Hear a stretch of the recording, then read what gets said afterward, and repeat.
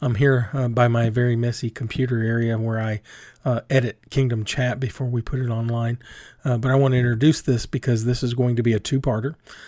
We had the wonderful opportunity to be able to interview Laurie and Kyle Condra, dear friends of ours from Canvas Community Church who have moved on to Montana. We talked about them maybe doing a Skype meeting or something like that and interviewing them that way. But since they were in town, they agreed to come and join us.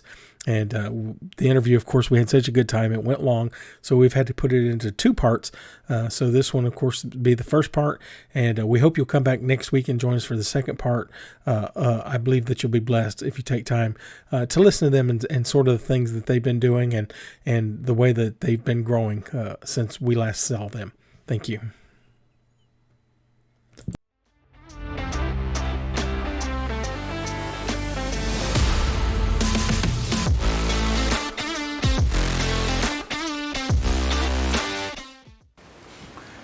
All right, welcome again to our episode 5 of our podcast, Kingdom Chat.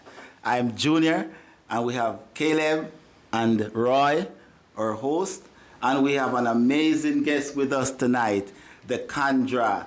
And so they are going to tell us a little bit about themselves just to get started.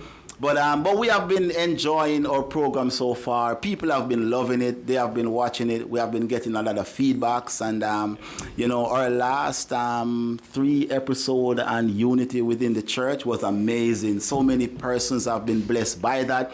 And so we encourage you all to keep watching, keep tuning in, and keep enjoying the program with us. Mainly, we are doing it for you. And we are being blessed by it also, and we are growing also. And so we love to know that you guys are being blessed by it.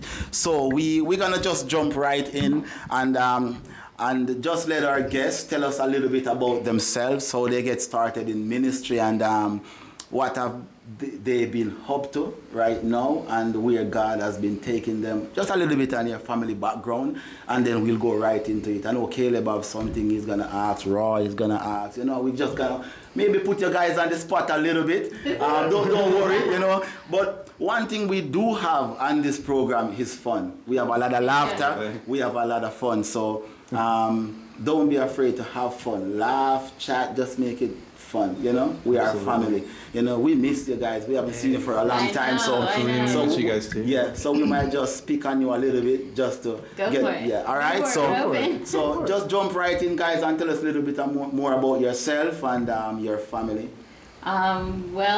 You're Kyle. I am Kyle. I'm Laurie. We're the Condra unit here. We have 4 kids. Judah, Lorelai, Gideon, and Mercy. It's always the wife that remembers the names. I know. Well, I was working on it, and she stole it from me. Always. It's a little slow. That's so good. She has to deal with them all day. So yeah, we homeschool, and that's interesting. We recently moved to Montana about 1.5 years ago, so that's kind of a big part of our life and kind of what we have going on, and just kind of figuring out what the Condras what they look like when we exist in the Great White North almost, and just the different cultures and stuff up there. But it's been a fun journey. It's been a very fascinating journey. We'll be married 11 years on June 11th. Yeah, so we're celebrating that in a little bit. As far as like ministry and just kind of how we got started in it. I'm not even 100% sure if there's just a specific point that you can kind of nail it down on, just because it was a journey, it was a walk to get us to where we were able to take the step out into ministry. Of course, being here at Canvas for as long as we've served in literally every ministry that the church offers. Yeah. At least especially at that time. So everywhere from kids to young adults, we were in there to just simply being here at times. We were the first couple married in the church. Yep. Wow. Yep. So we were the first couple that Canvas actually officiated as in the first beginning part of the building. When we were in the first remodel. Yeah, it was. First remodel. It was pretty rough. The church was not exactly like the nice aesthetic that it has now. It was more like dust and You can see empty grates vents. and stuff. You can see the big tube vents. ductile vents. In my wedding picture, there is a metallic vent. Oh, in the yeah. back, and Wow. so, but we loved it. We loved being amazing. that here.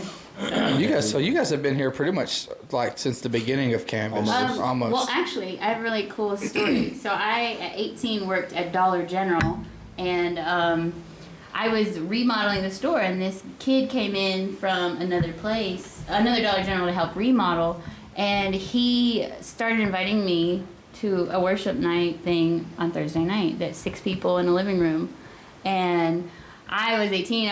But I was going with church with my parents, and I was like, no, I can't, And then I went off to YWAM in 2010, and then came back later that summer.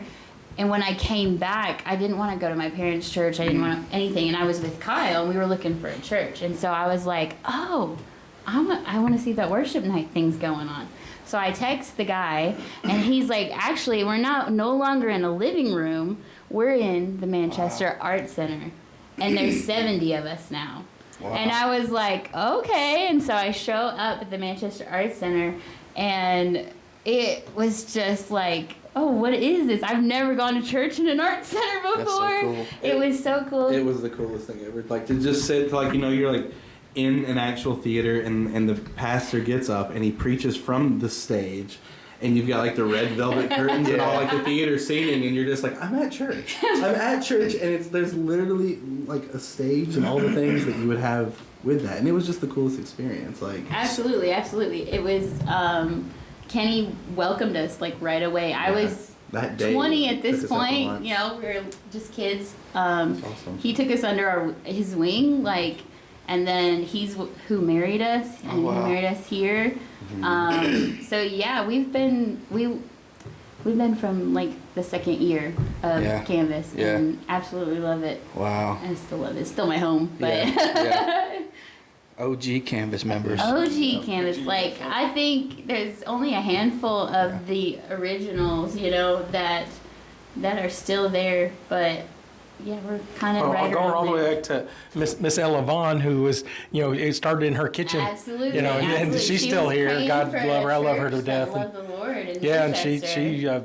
ushered it into her kitchen, and Absolutely. it grew from there. And it amazing. Absolutely. Yeah, it was cool. And a lot of Canvas now is actually, it's a fully evolved vision of what Kenny had started. Wow. Because he got the vision, or he got the mission of Canvas when he was fostering children. And he had this little set of kids that he was holding one day, and the Lord said, I need a place in Manchester that carries the Father's heart. Wow. That will take in the addicted, the broken, and pull them in and heal them. Wow. And he was like, okay, Lord. And then Miss Ellen Vaughn had the same heartbeat. She wanted a church that loved the Lord. And so they partnered up, and here we are, Wow. 12 years later? Yeah, I something think like so. that, yeah. I think it's about 12. Wow. Because we were married 2011, so Yeah. the year before us. That's Yeah, incredible. absolutely. It's just to see it now, and to be at close to the beginning and hear all the dreams that started it, and then has now carried out into this beautiful mission, and it's incredible, guys.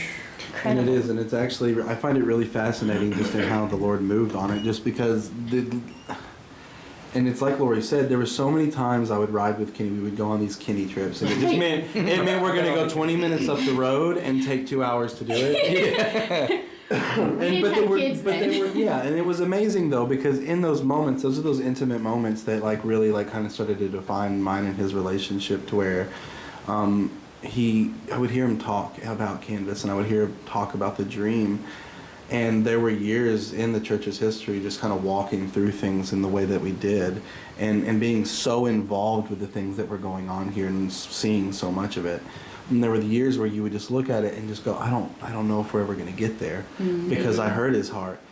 And then change and transition happened as the pruning process started on the church. And it seems like ever since that happened, it has not only met the goal of what it was initially started with under the hand of Kenny, but it's actually in some ways far exceeded because JT's heart was Yes. so much in line with what Kenny's heart was. But then also he had his own that zest that just comes from JT, that vigor that just he throws it in there, that little bit of attitude that he has about it. Call that and Cajun. yeah, I was actually gonna. That was the next adjective I was going for. But yeah, and he kind of just throws it in there on top of Kenny's base idea, and it just makes this very powerful, very amazing experience that I still see, even from a distance in Montana. And I love watching the growth and all this. It's like every time, like every couple of months, a post is made, and there's like more people in the altar, and like you guys just expanded, and JT's like already talking about we might have to expand again. Yeah.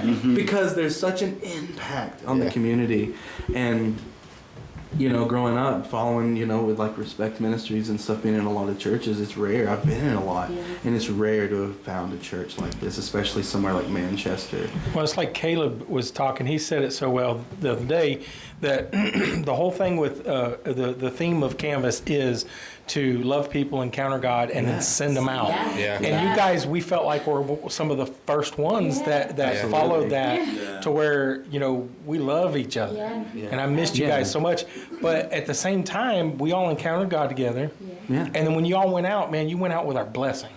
Yeah, You know, and very much so. And just amazing, you know. And it was a strange road. I know you took. I know a little bit about it, not a lot, but you know what? You're gonna find out. But the thing is all those things work toward our growth, and I love your attitude about it. And Absolutely. And you know, every example you get, I found in ministry.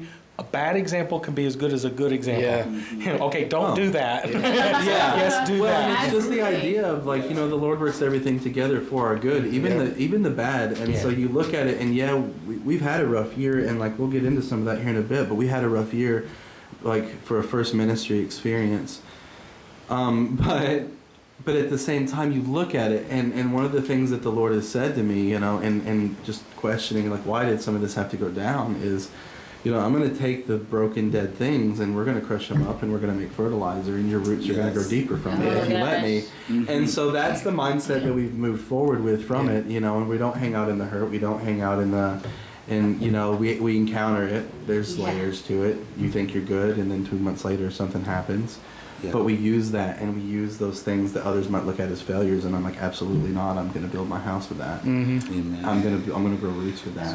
And so, I mean, that's just a little bit of, you know, just kind of an intro into some of that, just the kind of getting back to like where we started in ministry. It was something, honestly, for us that was a process, and it was always there, and it was always going to happen. But it was, the Lord had to walk us through this process to where we finally got released in 2020 to do it from the Lord, or to do it with the Lord and stuff. And so, anyway, but yeah. I feel like that Canvas, like, it literally trained us for 10 years, I think. When we left, it was like right at 10 years. And I mean, like he said, we were in I've touched every area, a different year, a different time. And even serving under JT and Jen when they were youth pastors, I mean, that's what kicked us forward. I'm telling you, like, we were growing, but we were also, we were a young married couple. We had our first child, and that just, you're just like, what am I doing? I gotta raise this thing. So like I backed up a bit for a while, but when Jen and JT entered the scene again, you know, there was just such a community and remnant that I was like, what is going on in there? And I remember going to Jen and going, do you guys need help? Like, I didn't know how to get in. You know, you don't do that. Like, but I just didn't know. I said, you know, do you need help? Like, do you need extra hands in there? Yeah, I've worked in there before because we actually took like some of the first youth kids with Pastor Kenny down to Beach Freak. So we had been in there. I just had backed away. And so when I re-entered, Jen was like, yeah, just come hang out. And so that was my entrance into Remnant. Right? She was like, oh, just come hang out. I think it was a hangout night. And she was like, oh, just come hang out with us. So I hung out, and I never wanted to leave. But so watching them pursue the Lord and just champion presence and just over and over again, push through hard stuff to see him move in that room. Yeah. It was incredible. And it caused all of his leaders, like you could ask any one of those leaders that served under him then, they were changed. I was changed. He was changed. Yeah. Because of the encounters we were watching the kids have and the encounters that we had in that room. I was And it able to go with them this year to Wild Ones conference. Oh, wow. And oh my goodness. So I was like, well, I'm going to go and, be a chaperone and make sure nobody gets hurt or anything like that. And I was like, I'm a freaking mess over here praying over these kids, Youth watching them stuff, get wrecked, like, and it you- just messed it's me up. raw. You go It's as raw. a chaperone and you're just completely useless Yeah. at it the entire yeah. time because you're getting Oh, yeah. just as wrecked, if not more wrecked, Yeah. Oh, than yeah. the kids. Because sometimes as an adult, you just you need the refresher. Yes. Like Yeah. the students. You need And that. seeing some of these kids that I've watched grow over the last few years, and I'm like, I know they're stepping into some things. I know the Lord has said some things about them, and then seeing it come to fruition, seeing it happen, seeing it manifest in them Yeah. right there, it's like, oh my goodness. It's incredible. Yes, man, it's just a beauty hearing you guys share, man. It's like we don't want to say nothing, just got the mic and just Gonna be us man, talking. I really enjoyed it. But one of the I really want to throw this question in because what you guys are sharing is so beautiful, and I know that you guys go through submission, under these leaders, and you guys go through a time of learning. You got to be a learner. You got to, to follow and to learn under their leadership. What advice can you give to, I don't know who might be watching at this time, but you guys go through leadership process until you are called into leadership yourself in another place to serve. What can you give to someone that are listening? How can they grow, or what advice can you give as you guys walk through this ministry in so many different areas? I would say, like, with your leaders, just serve them well. Serve them well. Make sure they're taken care of. Just watch how they live their life. Like, and it's almost like being a disciple. Like, you're in the dust of their feet. Like, you're behind them, but you're coming around them. And you really want to make sure, like, the leaders, just through their actions and tones, like, they're not putting themselves first, but they're leading the way. They lead the way, and then they come out behind and make sure everyone got through, and they're not afraid to clean a toilet, but also they carry the responsibility well, and they're not like, well, you're not going to tell me what, so be careful who you're following for a leader, I would say first, to make sure it lines up with what you feel like you might carry out one day, I say, because what you watch and what you follow is kind of who you become. And I know that was for me because That's good. being behind JT and Jen for so many years, and then serving with Sam and Dee we only did it for a little bit because the Lord moved us into young Never adults. could hang out with them very We went to young adults. That it's just whoever you're behind, like what's their heart for the Lord, and that is what you kind of carry. But you just serve well, serve humbly, and passionately while you're there. But get ready if you're going to move up to the next level of responsibility, because it's a whole new ball game, which opens your eyes to what those leaders were going through. And now that we had stepped up into that, we were always under, we were never a main leader here. We've always been helpers or teachers or youth leaders, young adult leaders. Like, we were never the main head responsibility. But the minute we were, that's a heavy weight to carry. And you go, what? How are they doing that so easy? I mean, that's literally what that showed me. And so, if you're gonna follow someone, just make sure you know who you're following, and then when the Lord starts moving you up and you're transitioning, just get ready to press in harder and go deeper, because you're gonna need it. You're gonna need it. So that's my advice. But what do you think? And honestly, there's not much more that I would add to that, but I do want to say just this, because sometimes you get into a situation, and that's kind of our story, where you think you know a leader and you don't know a leader. And I think even harder to do so, and this is the case that happens a lot in churches. You hear a lot of pastors talk about this, actually, or I have, just through the years. And one of the things you have to be careful of is sometimes you think you know a leader, and you get behind the leader and you follow them in what they're doing, and you discover that they're not who you thought they were, and they're not a good person, actually. And I think the significant thing in that is learning to lead and follow them, lead what you are leading and follow them in their vision just as much as you can and just as well as you would if they were a good leader. Yeah. Because that's even more difficult, and that is even more significant, and learning to follow the guidance of Holy Spirit, and that's where relationship comes in, because sometimes those details are just so personal on how you have to handle things. Yeah. And so Yes. so it's learning that in every situation, good or bad, with whoever you're following or whatever you're doing, to make sure honor is the number one thing. Yes. Yeah. We went through a season before we moved that was kind of tough with some stuff, and one of the things that the Lord gave to me, and it's actually one of those kind of token statements that He's given me that I do try to hold on to and held on to through a really tough process. But He said, listen, honor is the currency of the kingdom. You Yes, give, sir. you Yes. give, you get what you invest, and there is a high return on interest on it, or on investment, whatever. One day. But yeah, return on investment on it. Yes. But that also it can be said for dishonor. So you have to mind what you say and how you say it, and what you do and how you do, because when you do, the Lord does come in with His vindication, and truth will out, and people discover what has been hidden behind closed doors, and they eventually do see, because the Lord does protect those who are faithful to Him, and He does watch over us, and He keeps us under His wing, even when we think we're out in the storm. Most of the time, we're really not. We're right there next to the Father's heart, and He's watching over us. And when you can be honorable in it and just be still and quiet and know that He's going to handle it.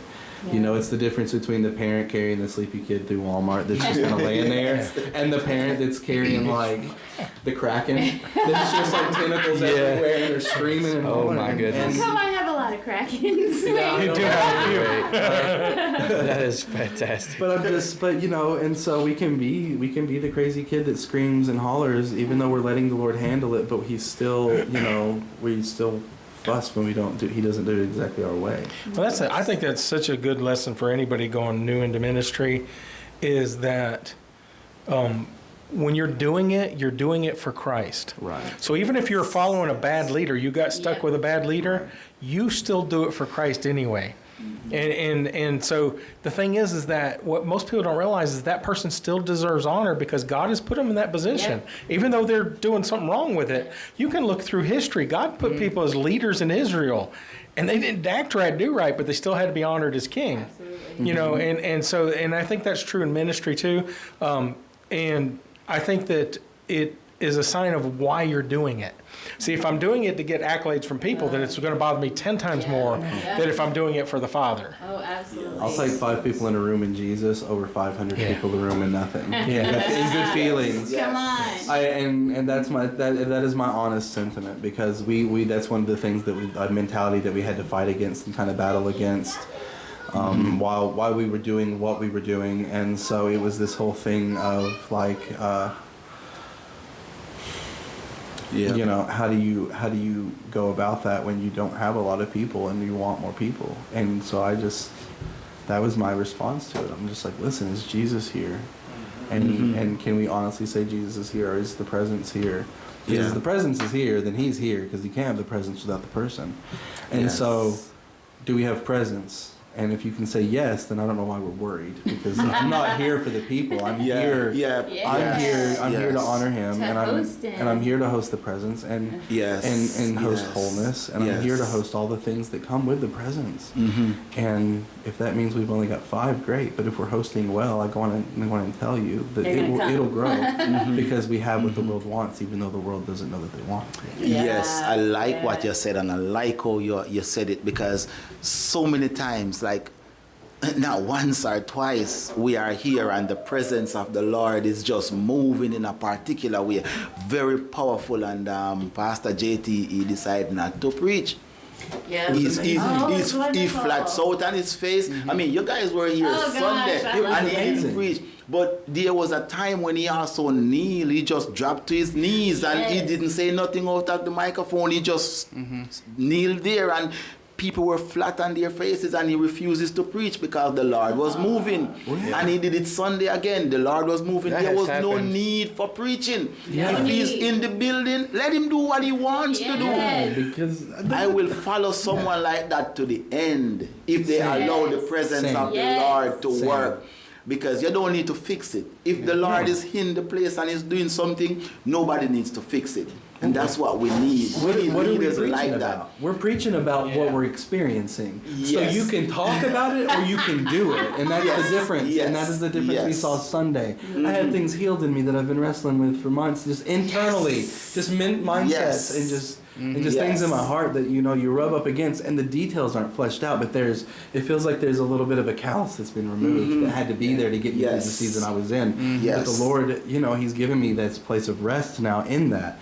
And it was just wonderful. And it literally is attention to Holy Spirit. And that is the key way, I think, sometimes that you can tell what kind of a person you're dealing with, because someone really in relationship with Holy Spirit, they will not think that their words are more important than what he's doing. I've seen so many moments in worship and get shut down because the schedule must be carried on. Yeah. But what if there's another way? Yes. So Yes. good. The presence has got to be the priority.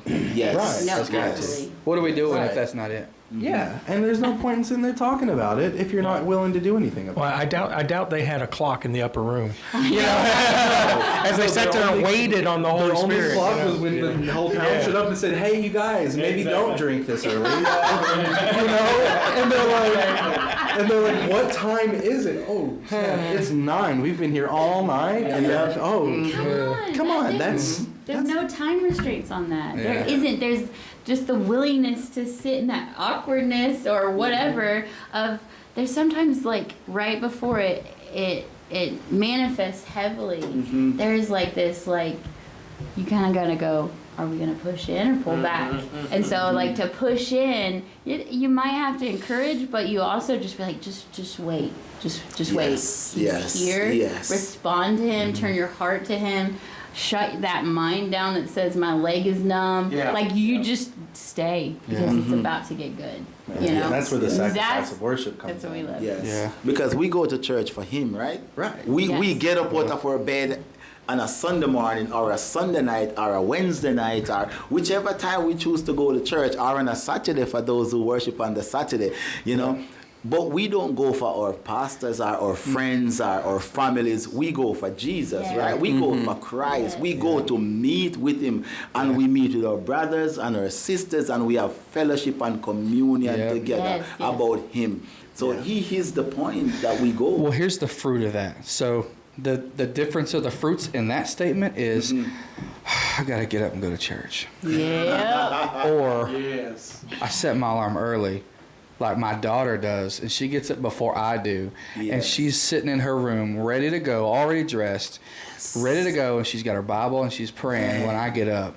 And that's the difference. Yes. Wow. That's the fruit of the difference Yes. that shows that you're after the Spirit of the living God, other than Hunger. other than the atmosphere of the worship, other than the goosebumps, other than the anointed pastor. None of that is the reason, because we could come in here and none of that be here. But if he's here, it's all we need. Yep, man. I think there's a song. There's a song that by Bethel. Jeremy Riddle did it. I think he and Stephanie did it. Said, "We are gathered with one thirst and hunger, here to drink of your glory and wonder." Man, that rips me apart.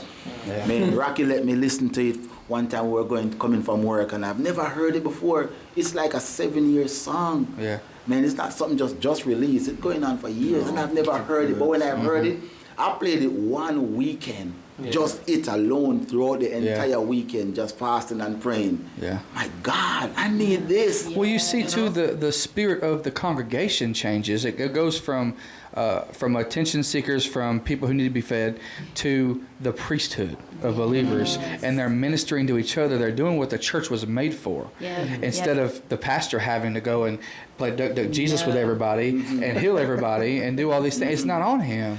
And now you have moments like that where we don't even have to say a word. Yeah. No. Yes. Well, the main goal, though, if you think like in the Old Testament, was to first minister to the Lord. Like that is our job Yeah. first. We minister to him. Yes. And out of that, like, that is where we're changed. That is where we're, whole again. And out of that becomes ease to minister to people. Yeah. Because now you're not doing it out of brokenness. Right. You're not doing it because you've ministered to the Lord first. And so he honors that so well by making it less challenging sometimes, or just giving you joy in doing it, And I want our audience to understand, well, I know we all know here, that when we're ministering to the Lord, it isn't because he needs it. No. Because he needs nothing. He's going to be God at the end of time no matter what I do. Yes. But he deserves it. Yes. He deserves it. And worship is a little selfish because when I give God what he deserves, he gives me what I don't deserve. Yeah. And I know that I'm going to get a return on that investment. It's amazing when you give God a little. He asks for a grain of a mustard seed. He's going to move the mountain. That's good. And that's the thing is that you give God just that little bit of worship that he deserves. Yeah. Oh my goodness gracious, he's going to give it back to you in spades. It's amazing. And when you look at it like that, we go at it a lot of times as a transaction. Yes. Instead of, I give you what you deserve because you are that good. Yes. Yeah. And then he changes it and he says, my yoke is easy, my burden is light. That's And he right. makes everything else easy for Yeah. you. Instead of coming to him for a transaction, I'm going to give you this, Lord, but you know what I need. Yeah. That goes out the window. Yes. Because he'll give you not only what you're seeking for, but more than you could ask, think, or imagine, abundantly, greatly, over all that. And in times where you come to a place where I've come to a place where, Lord, you know where my heart is, you know what I need, and by God, this is the only way it's going to work. Yeah. And he says, no, and then he does all these other things, and I'm like, well, I didn't think of that. Well, because you're not God, duh. It's like we think we had to help him plan the universe. Yeah. Listen, God, I know that you set everything in place that's there and all the light and everything that's working in the universe, all gravity, all that. We got that, but you don't know how to handle this problem I'm having at work.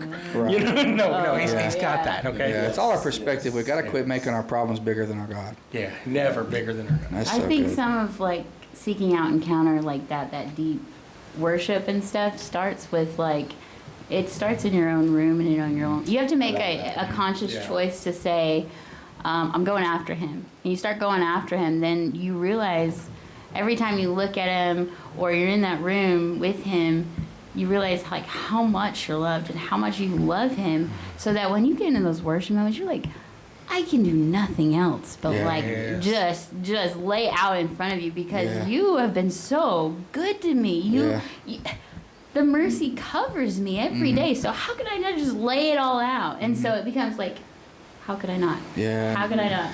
And then just different aspects of it of one time I had this thought of when we kneel, sometimes, if you kneel, his presence falls just a little bit. I've noticed in my own life, I can't say for everyone, but if I kneel or lay down or something, all of a sudden it manifests a little bit heavier.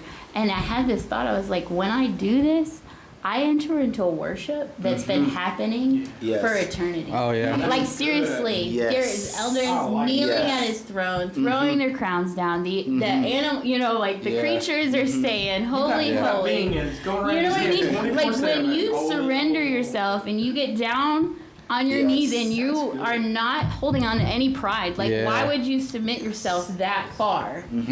But you do it because you enter into a new level of worship. So I would encourage anyone, that's just something that has happened in the last few months. Even in my hurting from the rough season we had, it just changed my life when I heard that. I was all of a sudden it was just you entered into a worship that's been I want to happening share a for quick eternity. thing about something like that actually, and this is what it. I was so happy for y'all, but it sucked because we were really starting to get close. And we had a moment. We had a cookout one day at your house, and that was one of the first time. And we were just cutting up and having a good time. But then Shot a lot of ammo. we did. Guns in the backfield. We don't have that. Yeah, but that I have encountered the Lord on so many different levels. Obviously, here was the time that changed my life, and then we've had that at our house. But at your house was the only other time that I've ever been anywhere other than church or my home where the Spirit of the Lord fell. And that was where I was like, I love these people. Like, they are legit. The Spirit is coming off them so strong. And then you went to Montana. And then we went to Montana. I know, I felt the same way. Like, at that season, I was engaged. Like, we were inviting people over. We were engaging hard into what was happening here. I was planning to start the ministry school. I was invested. And all of a sudden, the Lord's like, I need you to go there. Yeah. And I'm like, oh, really? I wanted to. My heart wants to. Yeah. But these people, they're my heartbeat too, you know? And I remember when we were making the decision, JT preached about following Jesus and how hard it is sometimes for the first initial step out. And he was talking about how the sons of Zebedee, they're with him and they're fishing and everything, and he says, follow me, and they drop their net. Everything. They leave their father, who their father thought it could be a family business. This is what we do. And now my sons are leaving me. And they, as sons, like, they had to leave their father to get old by himself, like, and not be able to help with what he did in life. Like, that's a big choice. And sometimes God changes the plan, and you are like, really? Yeah. But you're like, I can do no other. I gotta go. Well, at the same time, I was like, well, God, you send them to Montana, you can send me to the beach. I mean, we could do that. They go this way, I go this way. I prefer the cold. I like hoodies. Like the fact that I only brought one sweatshirt to Tennessee and haven't worn it since I drove into Tennessee is very sad. I wore mine last night, and I was so excited when I shivered. I was like, I looked at because we're staying with the Cordells right now, and so I looked at Brian Cordell, and I was like, Brian, I'm gonna go get my hoodie. And I went to the truck, and he was laughing. He was like, you like your hoodie? I was like, cozy. Well, you know, it was like the coldest. It all the time. It was like the coldest it's been yesterday. We wear sandals. It was fabulous. You're welcome. That was all you guys. That rolled right out of the back of my head. All y'all. Yeah, but Laurie, you said something, man, that's amazing. You said two things. You know, one, first, before Caleb talk, you talk about starting worship in the room. In your house. That's the first place, because a lot of times most of us, we wait until we get to church. But God doesn't get any of us when we leave church. You know, he gets something from us when we came back. Come on. And so when you are there, when there is nobody, there is no worship team, there is no preacher, there is no congregation, there is nobody for you to associate yourself with, but just the presence of the Lord. When you give him that part of you. That's why when you go to her house, you could feel that presence, you know. And then you said something else, which is the key when you were leaving. And let me share this. Abraham, when he gave Isaac, and God saw that he was going to take the life of his son, God knew there and then that he loved him, God, more than how he loved his son Isaac.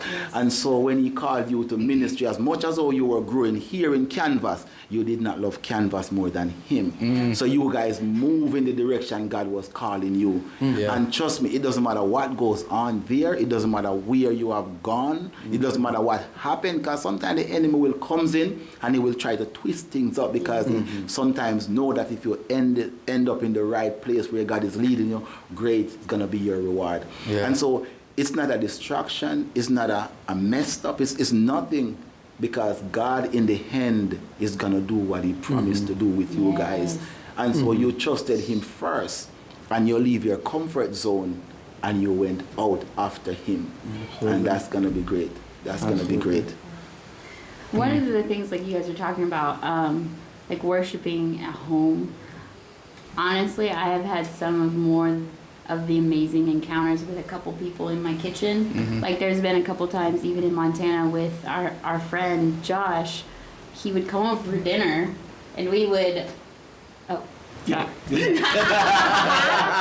they're all making hand gestures at me. I legit thought Roy was It's my about first to time. blow up. I'm just a baby. I saw Roy do this, and I was baby. like, Roy's about to blow chunks, I thought he guys. was gonna throw up. I was like, what is it? They can't hear you. I'm sorry.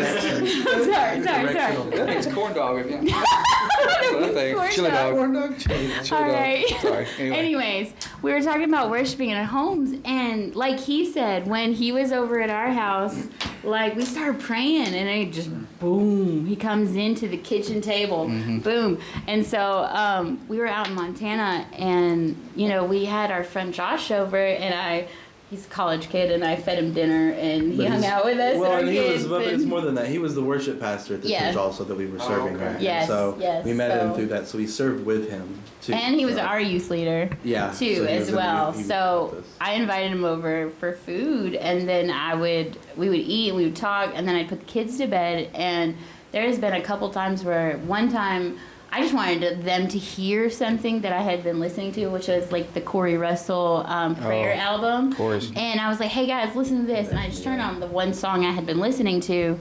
And as we sat there and heard him pray, all of a sudden our spirits just started joining, and we started praying. And like the next thing you know, our heads are down, and we're just, the Holy Spirit's just flowing. And then I look, I remember getting up and going, I gotta get on the floor, and I just like laid out on the floor, and he laid down on the floor, and Josh was laying on the floor, and then we just encountered the Lord for, I don't even remember how long it was, but it was like, this is the most real thing ever. There's no audience, there's no conjuring it up, there's not even a lot of music, it was just whatever was playing, but he was there, and he was impacting us just as much as like on Sunday when he was moving.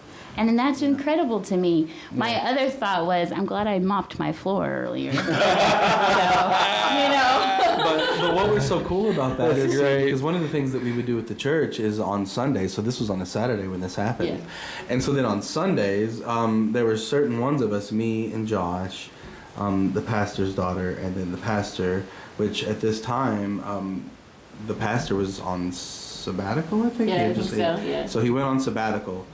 And his daughter just wasn't there for some reason. No, she got there late, but she got there, and me and Josh were still riding the wave of this. So The she night comes before, the in, night before. she gets there late, and she just like didn't know what was happening because me and Josh, as soon as we got in there, we queued up the music, we closed the door, we turned down the lights like we do, get that mood set for Holy Spirit and you to have a really good time, and boom. Yeah. We were on the floor crying just like we were the night before. I mean, we didn't even say anything. It was just like, it's like you hit pause on the night. Wow. I mean, it was literally like you hit pause on the night, and we didn't even pray. Yeah. We didn't. I don't even think either one of us actually prayed, because I asked him. I was like, dude, I didn't even pray. I just died on the floor for a bit. Yeah. And he's like, same. He's like, I couldn't move. He's like, Yeah. the presence just hit like it did last night, and I just couldn't even do anything with it. It's like he paused it long enough to get him home. And to like let us sleep, and then as soon as it went, it just happened right back. Yeah. Man. Yeah. And we had a fairly decent service and stuff. Like the worship was amazing. We were both on, he's leading worship, and I was on the team with him doing drums and stuff. And cool. and we had like this phenomenal like worship that day because he was leading. Yeah. So because him and the pastor's daughter would switch off. They were co-leaders. And so it was his week to lead, and man, we hit it so hard. Man. That service was a good service. That's awesome, man. At least as far as the Okay, join us next week for our second part of our interview with Laurie and Kyle Condra. Thank you.